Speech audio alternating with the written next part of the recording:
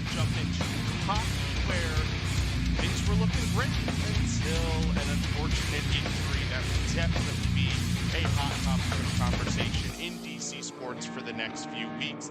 And the Washington Wizards are truly earning their nickname, the Washington Lizards. We'll also talk about a little bit of baseball news as arbitration contracts are winding up. We'll see who the Orioles and Nationals re-signed, did not re-sign, all while continuing our Thanksgiving month with a great choice for your main course. We've got all that and more coming up on Let's Wine About DMV Sports here on IE Sports Radio, your direct feed for all that is sports.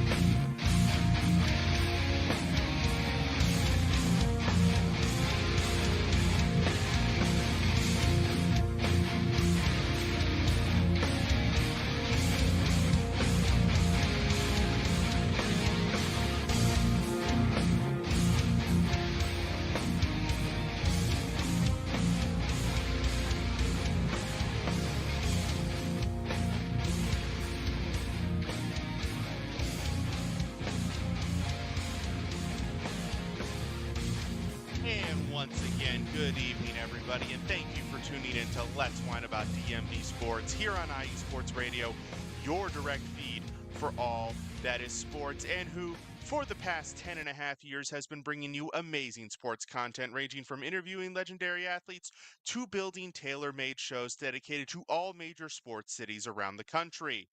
If you have not done so already, please follow us on all social media platforms, X, Instagram, Facebook, TikTok, and YouTube, all of the above at IE Sports Radio. You also have numerous options to listen to us: Apple Podcasts, Spreaker, Spotify, iHeartRadio, all of these below options. So whether you're listening live now or you can't catch it till later in the week, that's fine. We appreciate any and all views, and you've got all of these options for you to listen.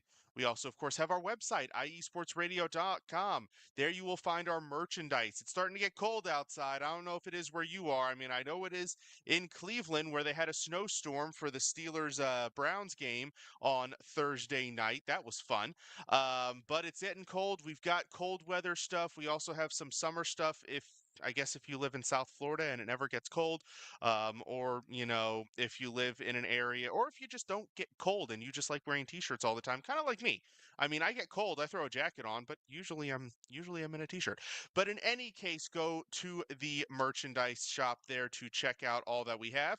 We also have our show pages, which give you a background into the show and the voice behind the show for all 30 plus shows we have. We also have the blog, which you can find at iesportsradio.com/blog or iesportsradioblog.wordpress.com. We actually have a couple new articles up now, so go check that out.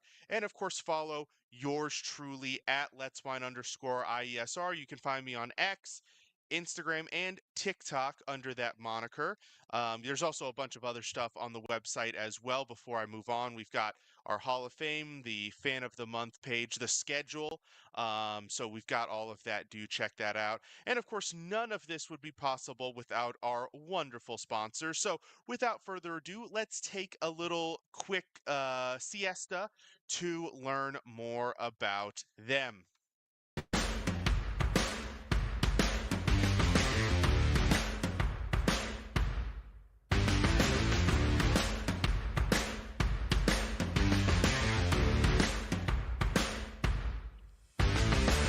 IE Sports Radio fans, this show is brought to you by Planet Jerky Premium Brisket Beef Jerky. Planet Jerky is the official jerky of the 2022 California League champion Lake Elsinore Storm, single-A affiliate of the San Diego Padres. This all-brisket jerky has gluten-free options, contains no MSG, no sodium nitrate, is low in sugar, and high in protein. Go to their website at planetjerky.net and follow them on Instagram at Planet Jerky. Planet Jerky, the jerky that's on a whole other planet.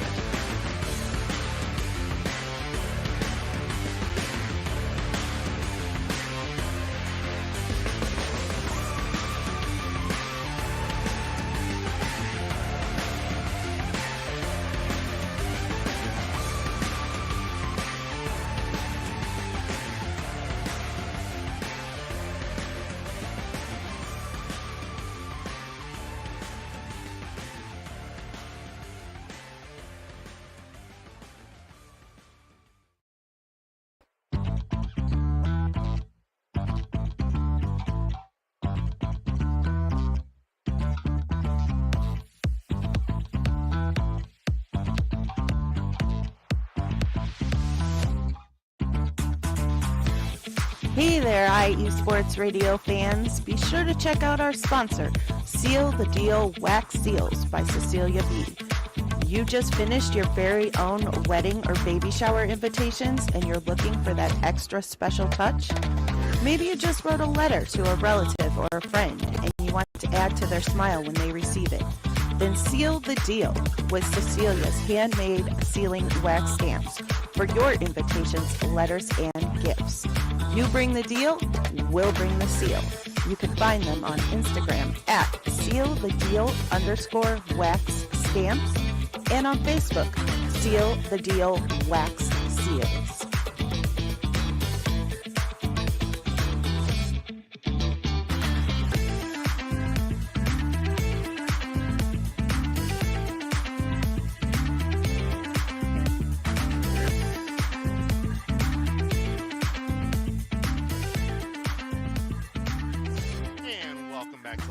DMV Sports here on IE Sports Radio, your direct feed for all that is sports. Once again, shout out to our sponsors, Planet Jerky Premium Brisket Beef Jerky. Jerky that's truly on a whole nother planet. All different kinds of flavors, ranging from the classic flavors like original barbecue, all the way up to the really spicy ones like ghost pepper, Carolina Reaper, and volcanic jalapeno. So they've got a whole bunch of stuff for your taste. And also, of course, Seal the Deal Wax Seals, the wonderful final touch to a fancy party outing, a wedding, bridal shower, baby shower, wedding, all of the above and more. If you're looking for that last little nice touch to put it over the top, Seal the Deal Wax Seals has you covered. We have a lot of sports to get to tonight, folks, but of course, we must start with our beverage of choice for the evening. Now, for those of you who've been tuning in the last few weeks, we are going through Thanksgiving month with a little bit of a twist. In most years, I would have gone through some classic, regular Thanksgiving wines, but this year I am doing it for a sweet tooth perspective. Now, reminder, there are 3 factors that go into your wine selections for Thanksgiving. 1, how many courses you're going to have, which is going to determine, how much wine you're going to need. The timing of the courses, which might determine the style of the wine that you're looking at, and of course your wine style preferences. But we have a couple of universal traits. 1, these wines should be light because you're eating a ton of food and you do not want super heavy, dark, rich wines to be sitting in your stomach along with all those food. And they should be rather food versatile.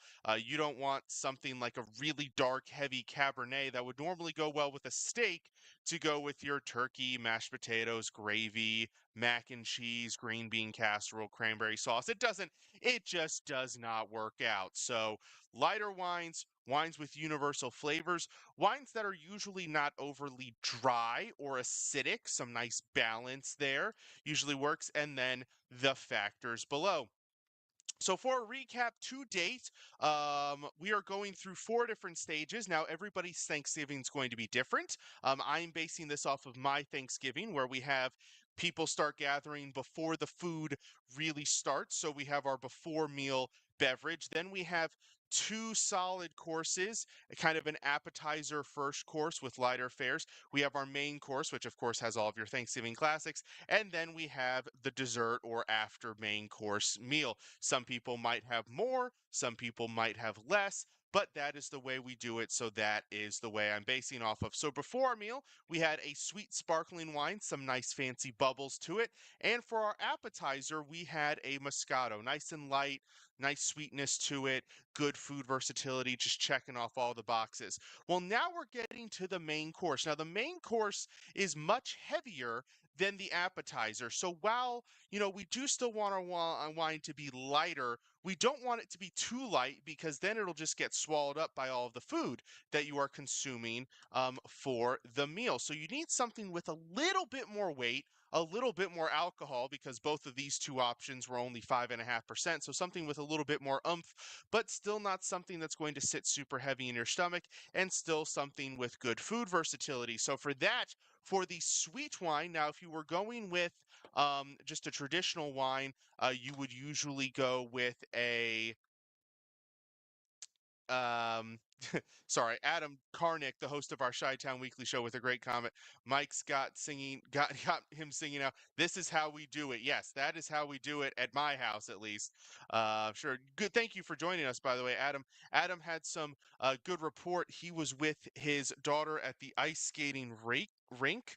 Um, and he is happy to report that there were no injuries, which separates him from a certain Washington Capitals player that we will definitely be talking about tonight. And his comment on the garb here in the Midwest, they wear shorts year round. Doesn't matter how cold it gets. So there you go, mind over matter against the cold. But in any case, we are from the non-sweet tooth perspective, Pinot Noir for a red wine is a pretty traditional choice for Thanksgiving. And for a white wine, you would probably go with a Pinot Grigio, maybe an unoaked Chardonnay. I did have an oaked Chardonnay from California one year, and it was all right, but it didn't quite fit very well. So an unoaked Chardonnay, maybe a Bordeaux white blend if you like French wines. But from a sweet tooth perspective, we are going to go with a Riesling. Now, this is Dr. Heidemann's Riesling. They have a bunch of different ratings because this is a German, as you could probably guess by the name Dr. Heidemann's. A lot of their names are after doctors because doctors used to prescribe wine as a remedy for many illnesses. As ill-advised as that might have been a few hundred years ago, that's where medicine was at.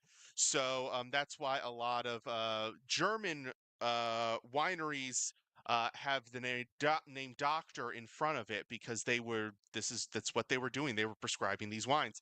But yes, so this is what is known as a QBA, or a Qualitats wine. Now, German wines, and I've been over this before on the show, but here's a little recap.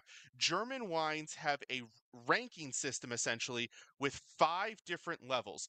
The lowest level is just their usual table wines, which most of which don't even make it out of Germany. They're the equivalent of our like $2-3 bottles we see on the shelves here. It's really not worth it for them to be shipped overseas. They also don't have to follow any guidelines. Then there's a second level there's a level right above that, which some of those wines, and I don't remember the exact names of the bottom two. I know one is like Tafelwein, and the other is there. I forget the difference, but there's a level above that, which some of those wines do make their way overseas. They don't have any rankings or anything on them. So if you just see a regular German wine that's like $7, $8, $9, it's probably in that lower tier. And then they get into their quality tier, or their Qualitats wine,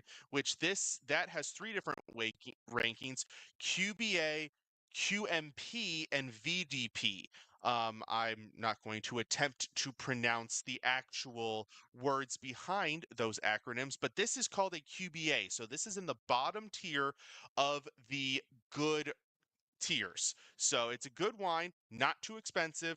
And what I happen to know about this particular Riesling is that it is of a medium sweetness. So you don't want a Riesling that is too sweet, because then it becomes almost like a dessert wine. And for that, not every Riesling is going to tell you how sweet it is. This one, it describes itself as all of the structure of a Riesling, with a fruit-driven, easy-to-drink style that refreshes the palate, perfect for any time, any place, which is accurate. But it doesn't really tell you where it falls on the sweetness scale. Some Rieslings will have a little scale back here that'll say dry to sweet, and it'll give you a little marker indicating where they are. This wine does not have it. So you can always look for that on a Riesling if you're looking for the sweetness. Some of them will just straight up tell you sweet Riesling, and I can tell you that Riesling's going to be sweet. But if they don't designate it, look for that ranking. And if you don't see that, and you happen to be at a small bottle shop or a wine store with associates walking around like a Total Wine, feel free to ask them. They should know where their wines fall on the sweetness scale. Grocery store, you might not get so lucky because they don't usually have somebody manning the alcohol aisle per se, but that's the only way you're going to get that figured out. So this is a medium sweetness. I know for a fact because I've had it many, many times, and it has 10% alcohol, so almost twice as much as the ones we've had previously. But like I said, for this particular uh, course, you want a wine with a little bit more alcohol because you're eating a lot more food. Now, I've had this wine several times. You can see the color. It's a beautiful light golden color, light to medium body to it. Aroma's lovely, soft stone fruits, a little bit of pear, a little bit of apple to it. The taste, it's got that nice touch of sweetness. It doesn't have any bubbles like the Moscato we had last week, or definitely the sparkling wine did. So it's not going to have that component to it, but it's sweet, it's smooth, it's easy drinking. This would be a dangerous wine if you were just drinking it casually because you could easily put away 2 to 3 glasses without even realizing it, and then you're in trouble. But yes, this is a very tasty wine, and it would go very well with your main meal. Adam Karnick asked a good question. Is it a clear color or more of a yellow? Kind of tough to tell in the thing. It is definitely leaning more towards clear with a slight golden or yellow tinge as opposed to a deeper yellow. But there is some yellow in it. It is not completely clear per se, like, say, a Moscato or a sparkling wine would be. There is a little bit of yellow in there. But the taste is what matters, and it's very tasty. We're going to go ahead and take a quick break. When we come back, we're going to finally dive into some sports, y'all. So don't go away. You're listening to Let's Wind Up at DMV Sports here on IE Sports Radio, your direct feed for all that is sports. Sports fans, do you like teams that are tough, cities that are tougher, and fan bases that are passionate about their teams? How about teams that are historic and stadiums that are iconic? Then you belong in Chicago, and you need to check out Chi-Town Weekly. Join me, Adam Karnick, every week as we keep up with all things Chicago sports. Bears, Bulls, Blackhawks, Cubs, White Sox. We'll cover them all, plus more. The Windy City is always buzzing, and we'll keep you up on all the big games and major stories. So tune in to Chi-Town Weekly every week right here on IE Sports Radio, your direct feed for all that is sports.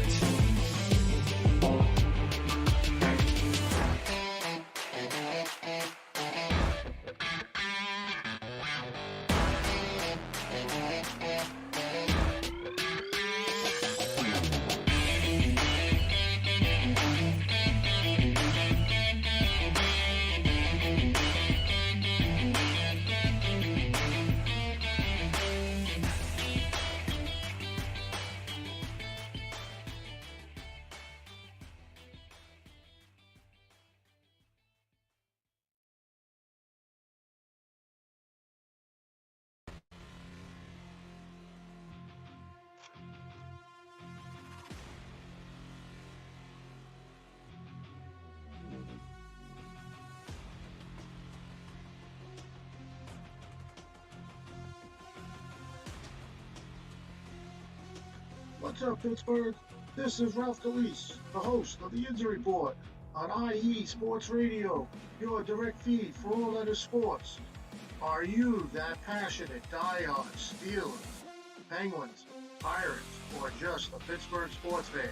Then please join me on the Injury Report every Tuesday on IE Sports Radio, the direct feed for all that is sports. And I will update you on all that's black and gold, have you telling your Pittsburgh fans and friends what's up with Pittsburgh sports. Tune in Tuesday with me, Ralph Galise, the Injury Report on IE Sports Radio, your direct feed for all that is sports. Let's go!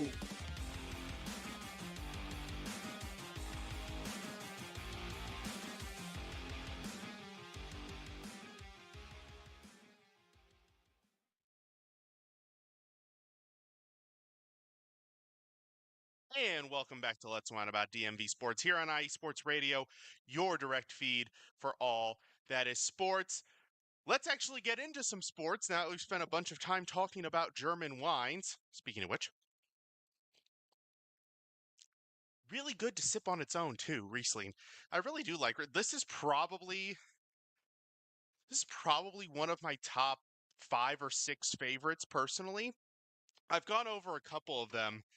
The Moscato that I had last week, the Marchese, probably on the list. And I think you guys, those of you who have been longtime listeners of the show, have probably heard me reference Albino Armani Pinot Grigio a few times. So, a couple of my all-time favorites. And yes, I like more than white wines, I promise. We will get some darker, heavier wines into the lineup over the next few months, I promise. I realize I haven't really done a red wine in a while on the show, but that's okay. That's okay. Everybody's got their preferences. So let's see. I'm looking down my list here. I'm trying to decide which depressing storyline to start with. I'm going to start with let's start with the team that hasn't played yet. We've got Virginia Tech, who is currently playing Duke. And let's chime in. Wait, nope, that's the wrong DMV team that I'm checking in on. That's the Caps game. We'll get to that one in a second. They're putting up a good fight. Let's see. How is Virginia Tech doing against Duke? Pretty good game, 21-17 Duke with 2 minutes left in the half. Virginia Tech has the ball, and they just crossed the 50-yard line. So that's going to be a really interesting game as that comes down to the wire there. But that's going to be an important game. Reminder, Virginia Tech sits at 5-5, so a win tonight gets them bowl eligible, irregardless of the result of their game next week against Virginia. Now, that's an in-state rivalry game and a conference game, so that's still an important game, but the win tonight would be a huge bonus to them, take the pressure off of next week, which Virginia does have that pressure because they lost to SMU. Now, this was kind of expected. SMU has been one of the surprise teams in college football this year. They were 13th ranked coming into this one. They'll probably move up a couple of spots, though I don't know how the rest of the ranked teams did this week. Who ahead of them? I know 5th seed Indiana lost to Ohio State, but I doubt that loss really impacts or is going to drop them below SMU at 13. Let's see. Boise State's currently tied, so Boise State, if they lose their game, they'll drop below SMU. Ole Miss, who's ranked 9, they lost, and that's actually their 3rd loss of the season, so they will definitely drop below SMU. So SMU will gain 1 spot. Georgia and Tennessee both won, so that's a non-starter. And where's our 12-seeded team? Who's 12? Let's see. Oh, Boise State is 12. Okay.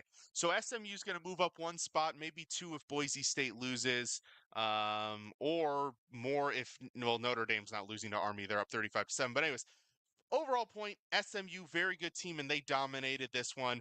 Poor Virginia quarterback Anthony Calandria was sacked 9 times in this game. He just didn't have an opportunity to do anything. But again, kind of like we've been discussing, this was a pretty expected result given how well SMU has been doing this year. But now, of course, the pressure comes to Virginia for next week and having to win against Virginia Tech in order to become bowl eligible. So we'll see what happens with Virginia Tech against Duke tonight, but it's possible only one of those 2 teams is going to make it to bowl eligibility. And, well, we kind of discussed this last week that this was going to happen, but it happened sooner rather than later. Maryland lost to Iowa today. That dropped them to 4-7 overall, officially eliminating them from college football bowl eligibility. Once they had lost to the likes of like Minnesota and Northwestern, I believe, or some of the teams that they needed to beat in order to overcome the fact that they had Oregon, Penn State, and who was the other top ranked team? They had a 3rd top ranked team. I forget which one, but 3 top 8 teams on their schedule. They needed to be virtually perfect in their other games, and they simply were not. In fact, they actually have a losing record in the games against their unranked competition, which definitely was never going to be a recipe for success. So that will do it. That will also probably after next week end the Maryland football career of wide receiver Ty Felton, who's having a phenomenal season if you haven't been keeping track. By far the best, most talented weapon on the Terps, and a potential day 2 draft pick in the draft come April. So after next week, he will probably be gone, and the Terps will be down yet another weapon moving forward. It's going to be some uphill battle for this team. This team, year in and year out, we've talked about it. Them basically being little brother in the Big Ten since they've joined the Big Ten. But now, not only can they not beat the big dogs, the Michigans, the Ohio States, the Penn States, now Oregon, they get Oregon on their list of all teams. They can't beat the big dogs. They can't even beat the teams that are kind of like in their category, in their level this year. And if they start failing to do that consistently, then it is going to be a really rough time for the Terps to be any kind of competitive, any kind of relevant, which they already struggle to do so, and finishing seasons likely 4-8, because I'd be very surprised if they pulled off an upset over Penn State next week, as Penn State continues to vie for a top 4 seed in the new college football playoff format, which is very important to get that bye week, not have to play that extra game. I sincerely doubt Maryland pulls off that upset, and going 4-8 is an absolute travesty. That's actually what they predicted, what ESPN predicted Virginia and Virginia Tech would do. They thought they would go 4-8, and well, they both got to 5 wins, so they beat their win projections. So that's pretty good. Yeah. So we'll see, but something tells me there might be some changes coming in College Park. But again, we shall see. Moving on to the professional football ranks, really rough game for the Ravens this past week against the Steelers in Pittsburgh. They continue to struggle against the Steelers. It's been a problem for a few years now, just failing to beat them just completely at all. And this was their road game. Should have won this one, but just so many errors, too many penalties, too many mental mistakes, too many drops. Defense actually held its own. They held Pittsburgh to 6 field goals, didn't give up a touchdown, but the offense couldn't get it done, culminating in a completely and utterly botched 2-point conversion right at the end to have them fall 18-16. So they dropped to 7-4 overall, which actually puts them as the 6th seed in the AFC. Now, for those of you that have been keeping track with the AFC, 6 teams essentially in the AFC are already out. The Raiders, Jaguars, Titans, Browns, Patriots, and so those 5. Well, actually, the Patriots are 3-8 technically. But then you throw in the Jets, who are also 3-8. Basically, in my opinion, if you're already at 8 losses, you have to go perfect in order to make the postseason, and that's very tough, especially if you're already bad. So hang on one second. Let's see. Who do we basically have out? So the Jets, Patriots. Yeah, so the Jets, Patriots, Browns, Titans, Jaguars, and Raiders all have 8 losses or more. The Jaguars actually have 9. Ouch. So you have those 6 are essentially out. And then you have Cincinnati, who's 4-7 and on their last lifeline. Also, Baltimore beat Cincinnati twice, so they own pretty much most of the possible tiebreakers against Cincinnati. So there are 7 teams that either completely are basically out or relative to Baltimore out. So you're only competing with 9 teams, and Baltimore's now number 6 of those 9 teams. the three that are behind them are the Broncos, the Colts, and the Dolphins. So Baltimore, the number of competition is not huge, but the quality of the competition is. And of course, now the Ravens have yet another challenge. Now, thankfully, this is a Monday night game against the Chargers, so they do get that extra day of rest.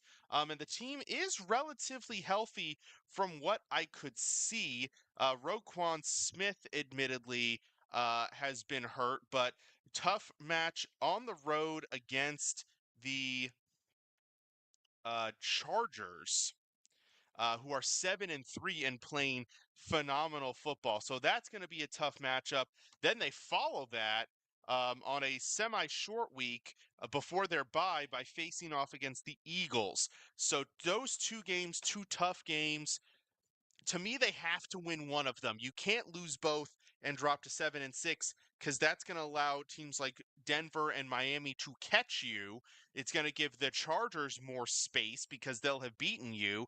And it might even let Cincinnati have a little gasp of hope to start catching you. Same with Indianapolis. So can't lose both of these games. They have to win one of them. Now, my preference would be at the Chargers because that would allow them to jump the Chargers for the 5th seed, and the 5th seed likely gets a first round matchup as things currently shape up, probably against the Texans, whereas the 6th seed will likely go up against Pittsburgh, which, I mean, Baltimore, like I said, recent history is not showing well. I do still need the Ravens to win their last two divisional games. Both are home games, one against the Browns, one against the Steelers. They win those, they split these two games, boom, you've gotten to 10 wins, you're 10-5. There are two games left, one against the Giants, and I think the other's actually against the Texans. So you ideally you take both of those, but even if you split those, you got to beat the Giants. You can't beat the Giants. You can't lose to the Giants coming off the bye. That can't happen. So that's a win. Maybe you lose that one to the Texans. I don't know, but 11-6, 12-5 feels like a really good place to be. And with a win against Pittsburgh, who has a 1-game lead, they will have eliminated the Pittsburgh's tiebreaker advantage, both in terms of head to head, and they will be, if they win both of those games against the Browns and Steelers, they will have a 4-2 division record, which Pittsburgh, that's the maximum for Pittsburgh, would be 4-2 as well. So that would force Pittsburgh to be perfect against in their other 3 games, 2 against the Bengals, 1 against the Browns. And I don't know, something about the Bengals has me feeling spoiler in one of those games. So yes, win those last 2 division games and beat the Giants. That gets you to 10 wins. Win one of the other 3 against the Chargers, Texans, and Eagles. Again, my preference would be the Chargers for wild card purposes, but that's going to be the formula for success and might actually get Baltimore the division anyways if it plays out that way, because it would basically force the Steelers to have to play perfect football the rest of the way, or at least come very close to doing so. Not to saying that Pittsburgh can't do that, but it would force them to be pretty dang near perfect. And oh, by the way, this is a Steelers team that just suffered a pretty disheartening loss to the Browns. So you never know. Never know. The Commanders, they have not played since we last talked, so they get a little break from some abuse from me. But they do have a pretty big game coming up against the Cowboys. This one is at home. The Cowboys are without Dak Prescott. And now the recent news is that they are also without, and let me check on the news here. Let's see. News for the Cowboys. Zach Martin, so Pro Bowl guard Zach Martin, Pro Bowl cornerback Stephon Diggs, and wide receiver Brandon Cooks all out for this game. So that is huge. So that's one of their best players on offense. Probably, I mean, Zach Martin and CeeDee Lamb are probably their top 2 players on offense. I feel pretty confident in saying that.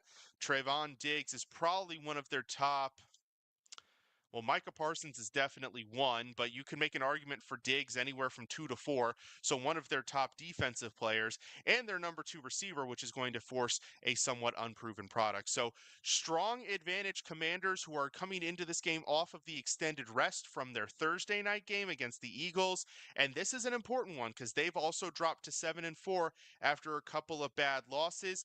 They need this win to kick that momentum back into gear. So big game, need to win this. I have confidence, but it's a divisional game. You can never be too sure. So I'm going to put it as a 50-50 game, but I feel this needs to be a win. Kind of like this needs to be a win for the Ravens. Both of my teams need to win this week. That will do it for the first sports part of our show. We're going to take our last break. When we come back, we are going to dive into some other DMV sports news on the pro ranks. Do not go away. You're listening to Let's Whine About DMV Sports here on IE Sports Radio, your direct feed for all that is sports.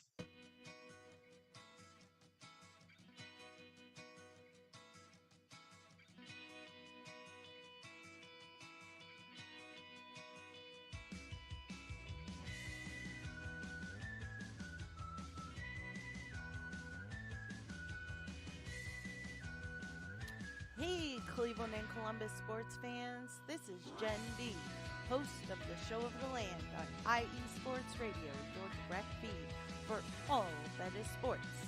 If you love Cleveland and Columbus sports like I do, be sure to tune in live to the Show of the Land on Tuesdays, where we will cover the Cleveland Browns, Cavs, Guardians, and Monsters.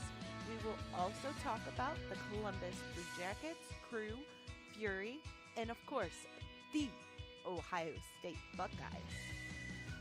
We'll also cover other colleges in the area like Akron, Kent State, Cleveland State, Mount Union, John Carroll, Baldwin Wallace, Youngstown State, among others.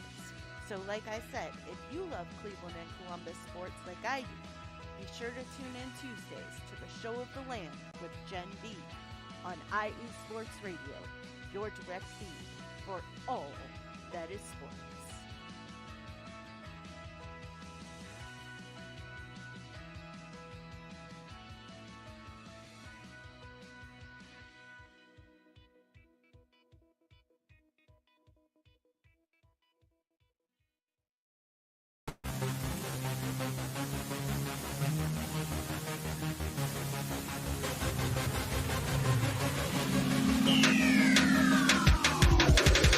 What's up, everybody? This is Darren Rodriguez.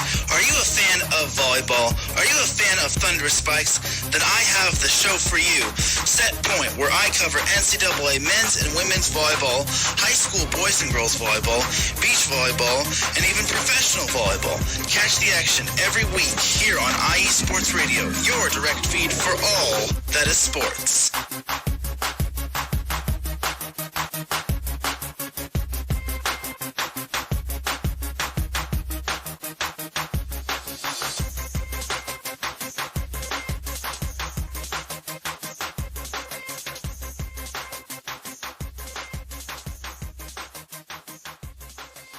And welcome back to Let's Whine About DMV Sports here on IE Sports Radio, your direct feed for all that is sports. We are on to the final section of our show. I have poured my second glass of wine for the evening, which of course is my prime time to remind everybody of the show's main message, which is please drink responsibly. Do not drink and drive. One of my favorite social media posts regarding this topic is that you can afford an Uber or a taxi before you can afford a DUI. So please drink responsibly. Do not drink and drive. It is simply not worth it. I will not be going anywhere after this, and if you have been drinking, neither should you. So if you're at home, please stay put. Or if you're out and about enjoying a party, out with friends, catching up on whatever sports are going on, college football, hockey, basketball, whatever it may be, just please find a safe alternative method home. Uber, taxi, designated driver, Lyft, Amazon ship yourself home. I imagine that's an option at this point. I haven't tried it, but I'm sure it's on there.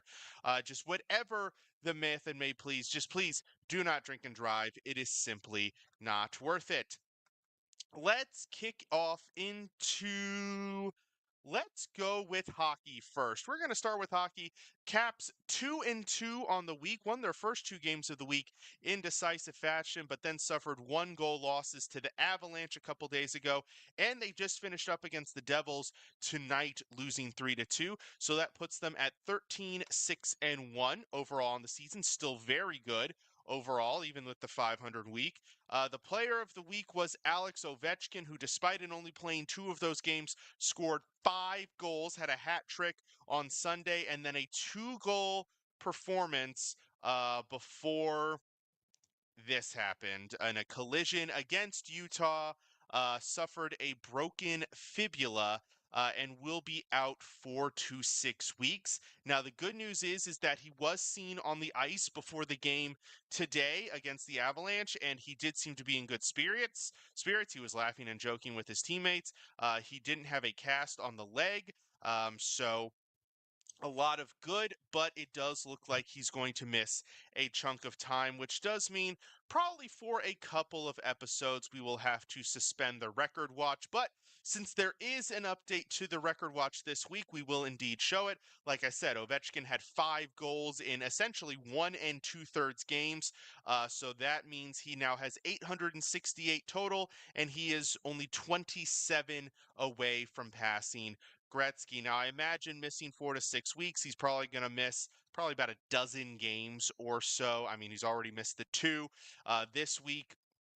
Seems like they're playing about 3 to 4 a week, give or take. So another 3 to 5 weeks, probably looking at, yeah, like I said, 9 to 12 more games. But that will still give him, let's see, we've played 20. So if he misses another, let's say 12, we're at 32. Still gives him 50 games to get 27 goals. I also learned something interesting. So Ovechkin is actually signed through next year, his age 40 season.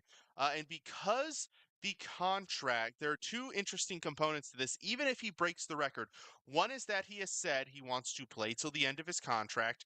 And 2, because the contract was signed after his age 35 year, per NHL contract rules, even if he were to retire, the Capitals would still be on the hook for that remaining salary. Now, why that rule is written in that way, I'm not entirely sure. Maybe it's to prevent teams from signing guys older than 35 to super long-term deals, only to then have them retire and have the deals come off of the books. I don't know. I don't know many teams that are trying to exploit a loophole like that. But in any case, even if Alex Ovechkin does break the record this year, the evidence does point to him probably being back for 2025, which is going to be interesting for the Capitals from a free agent perspective because they're going to have his salary. They have a couple other reasonably sized salaries on the books, but that is going to limit their abilities to re-sign everybody, and especially since they have to figure out their goaltending situation and have several free agents among their forwards and a key Jacob Kykren, key free agent as a defender. There might have to work some salary cap magic to make everything work, or just call up a bunch of young guys and see how it works next year. We shall see. Speaking of teams that are already looking forward to next year, well, the Washington Lizards, and yes, I will continue to call them the Lizards because they keep taking L's. 3 more L's to the loss column this week, giving them a now 10-game losing streak since they're, I guess the only way to describe them as fluke back-to-back victories against the Atlanta Hawks 3 weeks ago now. They are now 2-12 overall. I think they are officially the worst team in the league by record. Let's take a look. Let's check that. If not, they're very close. I mean, they're among the bottom 3 for sure. Let's see here. NBA. It's really interesting because one of the teams that's down there is the 76ers, who looked like they were trying to compete entering the season, but injuries have beaten them. Yes, they are now, because the 76ers have won a game, and actually Toronto's won 2 in a row. The Washington Lizards now officially have the worst record in the league. They're a half a game worse than Philadelphia, a whole game worse than and a half a game worse than no, is that two? Yeah, let's see, two, like a yeah, like a game worse, like 0.75 games worse than New Orleans. It's weird because they played more games, and then a whole game worse than Toronto and Utah. So those are your bottom five. Everybody else is cleared. Interestingly enough, somebody pointed out this fact the other day. I had to see it to believe it. In the Eastern Conference, only four teams have a winning record.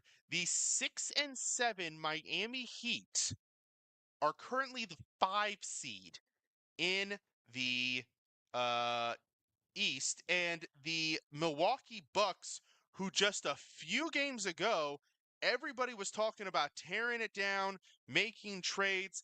They won 3 games in a row, and now they're the 6th seed at 7-9. Now, I do think the issue will correct itself. I think some of these teams that are a few games below 500 will at least get close to 500. I don't think you're going to see a team with a losing record in the 6th seed for sure. But to put that in comparison, San Antonio and Sacramento are tied at 8-8, which again in the Eastern Conference would be good for the 5 seed. They're not even in the play-in the Western Conference. So you want to talk about, I saw a proposal that said, hey, let's just reseed everybody. Let's keep the conferences, but let's just overall rank everybody 1 to 16 and just do the playoffs bracket style from there. This season is a very good argument for adopting a system like that. I mean, how can you argue it? I mean, admittedly, part of it is skewed by the fact that the East does have the two best teams record-wise in the NBA in the 16-1 Cavaliers, who have been absolutely absurd. Congratulations to Jen B, the host of our Cleveland show. She's been able to have a phenomenal NBA season. They've lost fewer games than the Wizards have won. Interesting challenge there. And then the Boston Celtics, who are 13-3. Both of those teams, they own the two best records in the NBA, followed by but then they're followed by three West teams. Actually, four West teams would be next in line in Golden State, Oklahoma City, Houston, and the Lakers. So yeah, not very well balanced in the Eastern Conference, but the Wizards continue to lose. And as I promised last week, as long as this losing streak continues, there will be no players of the week. So because they continue to lose, nobody gets the player of the week honors for the Wizards. Once they win a game, maybe at that point I'll decide to nominate someone. But hey, all I got to say is right now, I mean, hey, at least Cooper Flagg, Ace Bailey, and Ego Durman are looking pretty good for the draft. If that's your top three, the Wizards have a pretty good shot at it right now, I have to say. We had fair luck last year in the lottery, so hopefully if we keep that top 3 pick or even top 4 pick, I'm not eliminating Dylan Harper from the conversation either. Top 4 pick, I think we come away with a pretty dang good player still, no matter who it would be. And they're all college players. There's no international guessing going on with the players like we had to do kind of last year with Zachary Risache and Alex Sarr. One thing did happen this past week, and that was the return of Malcolm Brogdon from injury. So the Wizards have expanded to a 9-man rotation, which I think is working well. I mean, they are using bits and pieces of some of their other guys like Jared Butler and Johnny Davis here and there where needed in blowout games, but I'm liking what I'm seeing from the 9-man rotation. With the starting lineup has been Poole, Koulibaly, Kuzma, Sarr, and one of Bub Carrington or Malcolm Brogdon. The other one goes to the bench as one of the top reserves with Jonas Valanciunas, Kai Sean George, and Corey Kispert. And it works. It has flow. It has blend. The problem is that the team is still losing. Because again, this is the type of team where everybody has to play A+ base basketball in order for them to win. They had a fair shot against the Celtics yesterday, but it ultimately was not meant to be. For the last bit of our show, we have some baseball arbitration news. I did not think I'd be talking as much about baseball in the offseason, but every week something new happens that is worth note. So the Orioles tendered control contracts, years of service contracts, arbitration, and team control to everybody except relief pitcher Jacob Webb. Now, this is the second strange move of the offseason for the bullpen, as the Orioles also did not pick up their team option on relief pitcher Danny Colomé. Now, over the past 2 years, Colomé and Webb have probably been with Yennier Cano and Felix Bautista, and this is with Bautista missing a season, consistently two of the top relievers on the team. This past year, Keegan Aiken was probably also on that list, but there was no Bautista. So definitely two of the top 4 relievers for this team, Jacob Webb and Danny Colomé, now not going to be there. Now, they still return Yennier Cano, Sir Anthony Dominguez, and Felix Bautista, or not Felix Bautista, no. Yeah, Felix Bautista. I did get the name right. To the bullpen next year. Plus, they would have tendered Greg Soto a contract, as well as Keegan Aiken. So they have some key bullpen arms, also Cionel Perez returning. So they have 6 pieces of what's the beginning of a decent bullpen. Aiken, I prefer as a long reliever. They'll probably end up having enough starters to where one of their starters may be Trevor Rogers or Cade Povich, or maybe even Albert Suarez, one of those guys as the other long reliever to go with Aiken. But there's still an open spot probably for a premier reliever, so that'll be interesting to watch in free agency and see how the whole pitching rotation works out. And for the Nationals, interesting moves here. The non-tendering of Tanner Rainey doesn't bother me because he hasn't fully recovered from his injury. But Kyle Finnegan, this is a weird one. It had to have been salary related because the projection for him was $8.5 million. And I guess for some reason the Nats didn't want to pay that. Maybe they're saving money for a couple of bigger free agent moves. But he's a guy who put up 5 solid seasons for the Nats. Not like top of the line reliever, although he was one of the better relievers in baseball for the first half of this season. And he's 3rd all time in saves for the franchise from those 5 seasons. But they didn't trade him at the trade deadline, which I had to think they would have at least gotten something for him, something decent. And then they turn around and non-tender him. So now he's just a straight up free agent. So you had one of the better relievers in baseball available at the trade deadline. You could have traded him. You didn't, and now you let him walk for nothing.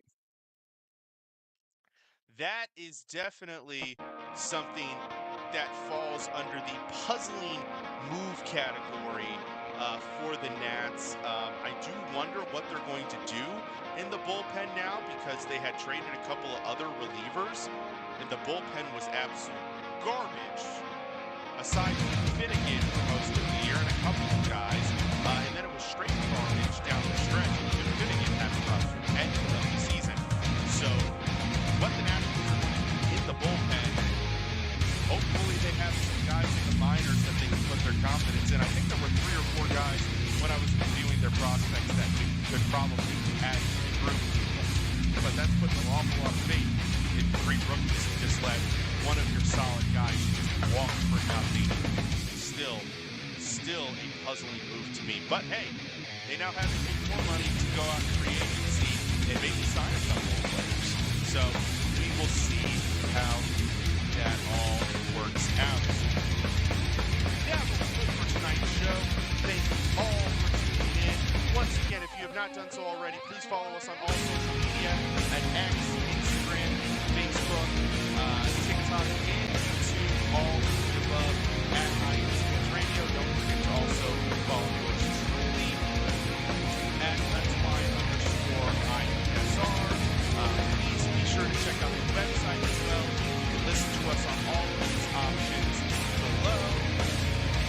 You can find our Otherwise, on the website, you can find our show pages. You can find the blog on the website as well, along with so much more. Once again, shout out to our sponsors, Planet Jerky Premium Brisket Beef Jerky. Jerky that's truly on a whole other planet, and Seal the Deal Wax Seals. Be sure to follow them on Instagram at Planet Jerky and at _wax seals. And of course, as always, please drink responsibly.